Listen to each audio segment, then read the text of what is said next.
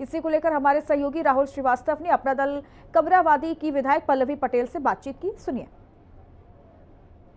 अपना दल कमीरावादी की विधायक पल्लवी पटेल जी हमारे साथ हैं। मैम, परसों आप एक घोटाला का, भ्रष्टाचार का उजागर करती हैं, कल आप धरने बैठती हैं, आज सदन में बोलने का आश्वासन मिलता है। क्या हुआ कि फिर आपको मीडिया के सामने आना पड़ा? देखिए, मैंने कल यहाँ धरना प्रदर्शन किया था और रात को करीबन 11 बजे संसदीय कार्य मंत्री, जो सरकार के सबसे अनुभवी और वरिष्ठतम व्यक्ति हैं, और विधानसभा अध्यक्ष जी की तरफ से प्रमुख सचिव जी आते हैं। मुझे आश्वासन दिया गया कि आप नोटिस दीजिए और आज आपको जो है मौका मिलेगा सदन में अपनी बात रखने का।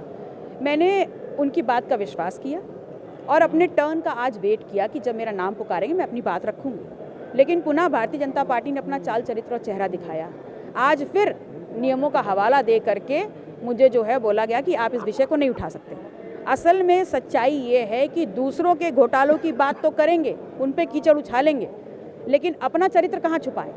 जब अपनी सरकार में घोटाले हो रहे हैं, भ्रष्टाचार हो रहे हैं, तो बड़ी बेशर्मी से उसको छुपाने की कोशिश कर रहे हैं और सहारा ले रहे हैं पीठ जैसी प्रतिष्ठित पद का। माननीय विधानसभा अध्यक्ष की तो मुझे लगता है कि प्रतिबद्धता इस प्रदेश की जनता और सदन के लिए है ही नहीं। वो तो बीजेपी के एजेंट की तरह काम कर रहे हैं। इसलिए मैं चाहती हूं कि मैंने जैसे एक भ्रष्टाचार से पर्दा उठाया है, वैसे आप भी इस सरकार के हर विभाग से अपनी जिम्मेदारी समझते हुए पर्दा उठाइए, ताकि जो उत्तर प्रदेश की 25 करोड़ की जनता है उसको समझ में आए कि ये लोग हिंदू मुस्लिम और मंदिर मस्जिद की आड़ में से प्रदेश को लूट रहे हैं। ये गुजराती गैंग लूट करके सब ले जाएगा और हमारे हाथ में कटोरा थमा जाएगा। 2024 के रिजल्ट्स के बाद अभी इनकी बुद्धि सतर नहीं हुई है और 27 में यहाँ की जनता इनको वो हिसाब दे देगी। जिन पर आप आरोप लगाई हैं वो तो अपने आप को पाक साफ बता रहे हैं। दूसरी तरफ जो उनके सहयोगी हैं वो ये कह रहे हैं कि लगातार जो अपना दल एस है उसकी लोकप्रियता उत्तर प्रदेश में बढ़ रही है। 1 सीट से 13 सीट पहुँच गए हैं और सिर्फ उनको छवि धूमिल करने के लिए इस तरह के आरोप लगाए जा रहे हैं। देखिए, मैंने जिस घोटाले को उजागर किया है, क्योंकि उसमें उगाही जो घूस ली गई है माननीय मुख्यमंत्री जी के नाम पर ली, और इसीलिए मैंने मुखिया से सीधे सीधे सवाल किया। मैंने आरोप भी उन्हीं तरफ किया, मैंने अपनी उंगली उनकी तरफ उठाई है और मैंने कहा है कि आपको दोबारा मैंडेट उत्तर प्रदेश जैसे बड़े सूबे में आपकी छवि गोरक्षपीठ के महामंडलेश्वर माननीय योगी जी के नाम पर मिली है।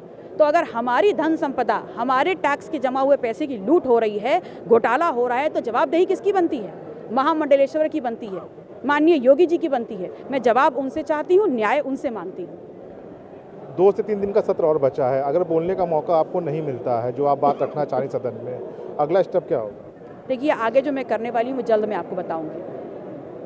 निश्चित तौर पर तो साफ साफ कहना है पल्लवी पटेल का कि जो आरोप लगाई हैं उन्होंने मंत्री पर, उसको लेकर उनको सदन में नहीं बोलने दिया जा रहा है, जबकि उनको आश्वासन दिया गया था मंत्री सुरेश खन्ना के द्वारा, प्रमुख सचिव विधानसभा उनके द्वारा, लेकिन उसके बावजूद भी उनको बोलने का मौका नहीं दिया गया। अगर अगले 2 से 3 दिन जो सत्र चलना, अगर बोलने का मौका नहीं मिलेगा तो निश्चित तौर पर वो एक बड़ा कदम उठाएंगी और जिस तरह से भ्रष्टाचार इस सरकार में हो रहा है उसको उजागर करने का काम करेंगी। कैमरामैन मनोज के साथ में राहुल श्रीवास्तव, हिंदी खबर, लखनऊ। और अब एक देश एक चुनाव बिल का मामला है, जहां वोटिंग